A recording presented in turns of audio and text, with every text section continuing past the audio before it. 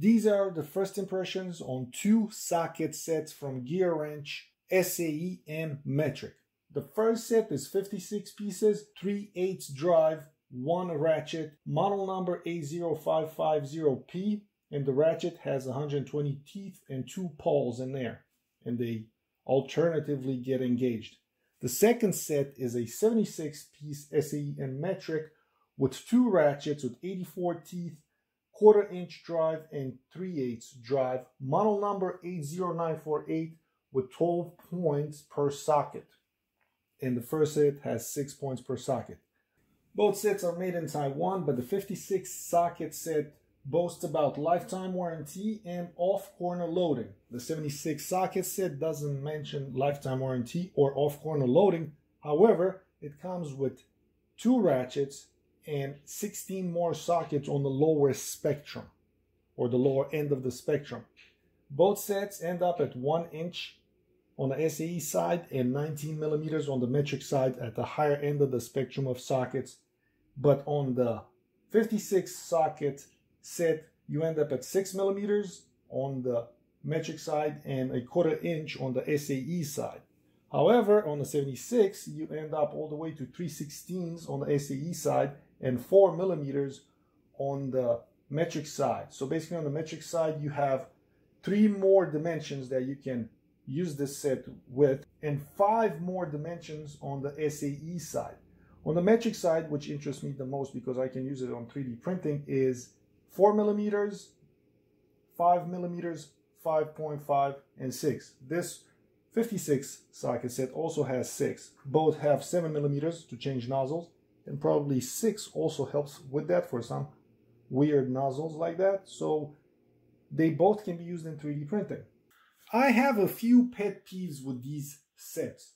First pet peeve is the fact that the actual ratchets do not have a release button. And this is not a big problem because when you grab something large like this, it's easy to pull it out, okay?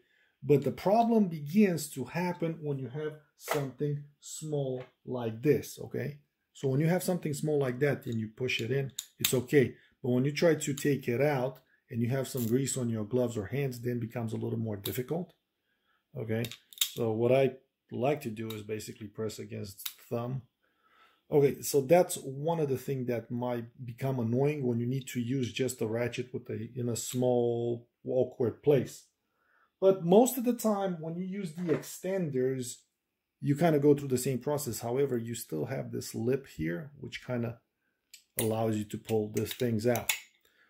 So another thing of that is that when you have a release button or a load and release button, it is much easier to work with.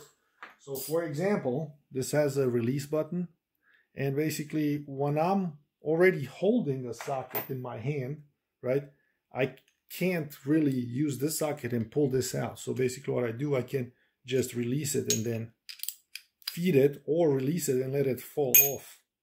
So that's another advantage of the release button. Now, this is more particular preference when you get to work with these tools. I have not used them yet, okay? All right, so this one has 120 teeth, and this is kind of like the sound it makes. It's much more quiet. And now we can try the 84 teeth, which is a lot louder. It has bigger teeth, all right? This one, it's a little bit smaller than the 120 teeth, and they're kind of small. The head is quite small compared with the one that's 90 teeth. Okay, so they're quite smallish, right? The other pet peeve I could find with these ratchets is the fact that the markings are not clearly legible. Now, this may change once you get them dirty and you have debris stuck in the markings or in the stamps, and it may make it much easier to be read when you're like under a car and the lighting is not great.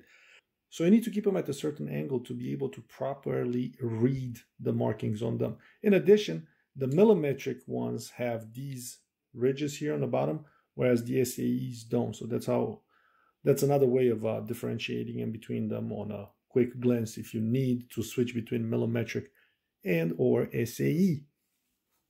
Another little thing about these two sets is that none of them come with a breaker bar. So if you need a breaker bar, then you need to purchase another tool with another box. If one of them would have had a breaker bar, that would have been great because you have a slightly larger box, but less boxes. Let's go to the things I like. And the most important thing of all on these sets is that they do not have any fluff tools like screwdriver bits or screwdriver handle or Allen wrenches that are, or actual fixed wrenches. I do not like those because most of the time they come incomplete and it's just a marketing gimmick which makes you kind of waste a portion of your money where you need eventually to buy a proper set that has a larger coverage of tools, and you kind of waste money and you also waste space because you have to have all these toolboxes in order to get a proper coverage and tools. So that's one thing that I like about these is that they're strictly sockets and no fluff whatsoever, which kind of is a marketing gimmick. So now we can talk about the price. The price of these tool sets, it's about $100 each. So basically the 56-piece socket set, it's $111, and the 76 socket set, it's about $98 right now. However, I was lucky enough to purchase them on sale, and this is what happened. I put them in my cart and I just left them there because I was doing research on how or which sockets to buy. I was trying to buy American made, but it was very hard, and I was doing my research on that. And even though the ones that are supposed to be made in America, they're not made and they're still made in Taiwan. So I decided that I'm going to do my research and just put them in my cart to see which one eventually I like. As I was holding them in my cart, the 56 socket set went into sale about 40%. So from $111 went to about $65. So that's when I pulled the trigger on it and I purchased. And then the next day or the following day, I saw that the 76 socket set went on sale. So I was quite impressed because I wanted to have a 12-point socket set. So this had also a larger spectrum of dimensions. So I pulled the trigger then. However, the 76 socket set, it took a week and a half before it went back to $98. The 56 socket set went after a day to original price of $111. So that's another way of buying tools, I guess. You can just watch them like a hawk, especially if you do not need them on the spot. The set in the back, it's Torx and Allen bits, and it's basically not GearWrench, it's Geardrive. It was very cheap, and this is the set I purchased at the discount, believing that I may need it in a pinch for the Torx and the Torx bits. However, this is not a complete set, but at the time it did have the ratchet and the extender, and that's why I wanted to have it, not being sure that I'm going to proceed and purchase these other sets.